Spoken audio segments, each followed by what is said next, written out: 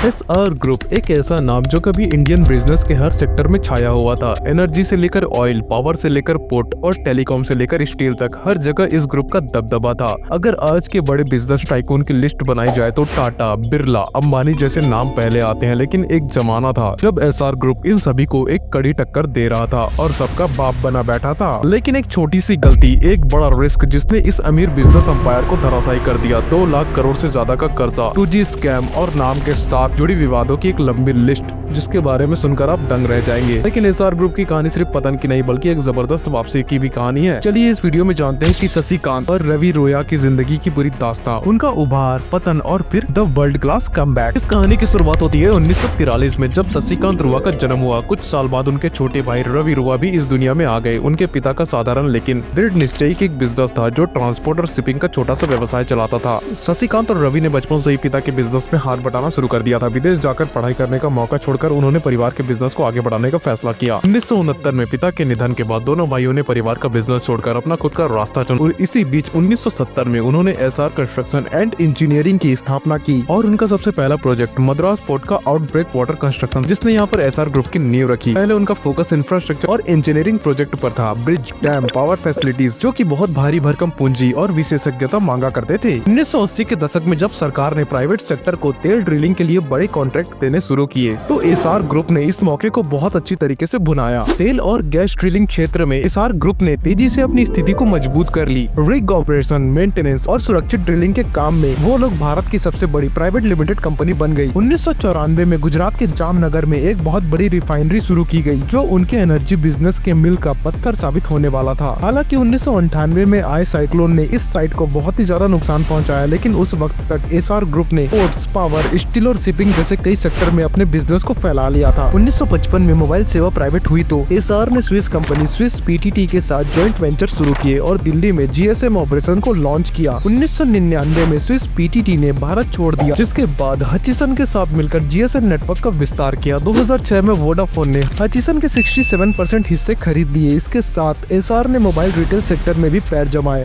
और the mobile store नाम से भारत की सबसे बड़ी मोबाइल रिटेल चेन बना डाली। 2011 में भारी प्रतिस्पर्धा यानी कि कंपटीशन और बदलते नियमों की वजह से रोया ब्रदर्स ने टेलीकॉम सेक्टर से पूरी तरीके से बाहर निकलने का फैसला किया, वो भी $5 मिलियन के साथ। अब क्या हुआ ना कि एसआर स्टील की स्थापना के बाद उन्होंने गुजरात के सूरत के पास हजारी में 10 मिलियन टन की क्षमता वाला इंटीग्रेटेड स्टील प्लांट शुरू किया।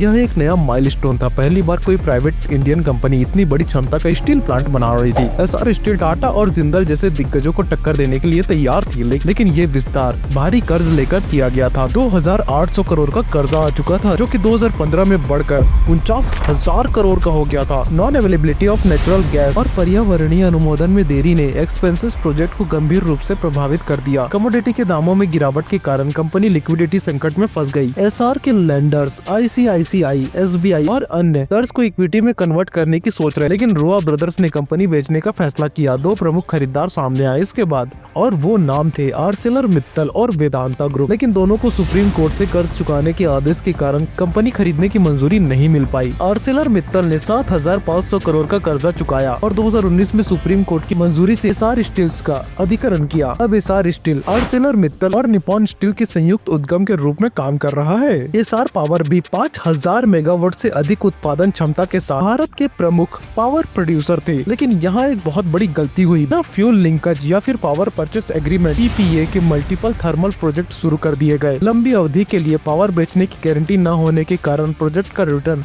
अनिश्चित हो गया। यह वित्तीय संकट का मुख्य कारण बना और पावर सेक्टर भी बड़ी संकट में फंस गया। एसआर ग्रुप के गलत निवेश रणनीतियां और असफल विस्तार की वजह से 2 लाख करोड़ से भी अधिक का कर्जा उनके ऊपर हो गया था। बहुत से सेक्टर में कंपनी को बेचना पड़ा और परियोजनाएं अधूरी रह गई, लेकिन रोया ब्रदर्स ने हार कभी नहीं मानी। उन्होंने अपने मुख्य बिजनेस को पुनः रूप से विस्तार करने का कोशिश किया, गैर प्रमुख संपत्तियों को बेचकर कर्ज कम किया और नए विजन के साथ कमबैक किया। एसआर ग्रुप ने यहाँ पर कॉन्ग्लोमेरेट मॉडल को अपनाया, यानी कि एक ऐसा बिजनेस मॉडल जहाँ पर अलग अलग सेक्टर में कंपनी निवेश करती है। Oil, steel, port, telecom, power, shipping, construction etcetera. Theoretical विश्लेषण के अनुसार ऐसा मॉडल तभी सफल हो पाता है जब हर यूनिट अपने क्षेत्र में कोर कॉम्पिटेंसी के आधार पर ऑपरेट करे। और एसआर ग्रुप में तालमेल नहीं बल्कि ओवर डाइवर्सिफिकेशन था।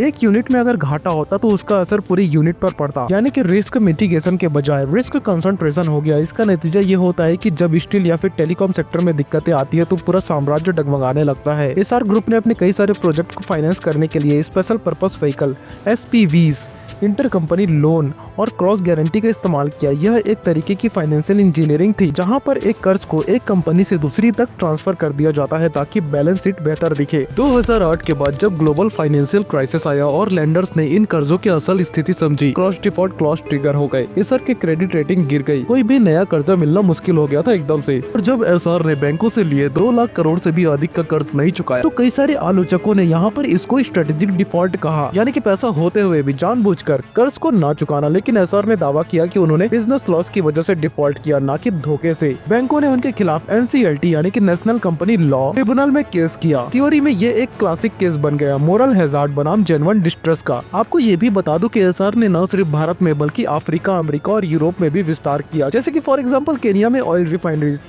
ट्रिनिडेड में पावर प्रोजेक्ट, मिनीसोटा USA में आयरन और माइंस, UK में स्टैनलो ऑयल रिफाइनरी BP से खरीदी गई। इन सारे के सारे प्रोजेक्ट की बोल्डनेस तारीफ के काबिल थी, लेकिन political instability, regulatory hurdles, cultural and operational challenges, इन सभी की वजह से इंटरनेशनल प्रोजेक्ट भी घाटे का कारण बन गए। थ्योरेटिकल रूप से लायबिलिटी ऑफ फॉरिजनर्स और ओवरसीज ओवरस्ट्रेच के क्लासिक केस माने जाते हैं। 2020 के बाद रोआ ब्रदर्स ने एसआर 2.0 नामक एक नया विजन लॉन्च किया। इस बार उनका फोकस था depth free operation, sustainable energy, hydrogen और रिन्यूएबल्स और डिजिटल ट्रांसफॉर्मेशन। उन्होंने अपने UK रिफाइनरीज को डिकार्बोनाइज करने की रणनीति बनाई और ग्रीन हाइड्रोजन का बड़ा रोड मैप पेश किया। एसआर अब खुद को ग्रीन इंडस्ट्रियल कॉन्ग्लोमरेट के रूप में प्रस्तुत कर रहा है, जो कि भविष्य की ऊर्जा, स्टील और इंफ्रास्ट्रक्चर को ध्यान में रखकर बना है। रोआ ब्रदर्स को आप चाहे विजनरी कहिए या फिर ओवर एम्बिशियस, लेकिन इतना तय है कि उन्होंने भारत में एंटरप्रेन्योरशिप की एक नई भाषा लिखी। उनकी कहानी यह बताती है कि सिर्फ पूंजी और पावर से साम्राज्य नहीं बनते, बल्कि सही फैसले, समय की समझ और रणनीतिक धैर्य से इतिहास रचा जाता है। तो दोस्तों, ये थी एसआर ग्रुप की पूरी कहानी। एक दिग्गज की जबरदस्त राइज, कर्ज के बोझ तले उसका गिरना और एक धमाकेदार कमबैक। अगर आपको ये कहानी पसंद आई हो तो लाइक करें, शेयर करें इस वीडियो को और ऐसे ही गहराई वाले वीडियो के लिए चैनल को सब्सक्राइब करना ना भूलें। टिल देन गुड बाय, मिलते हैं किसी और वीडियो में।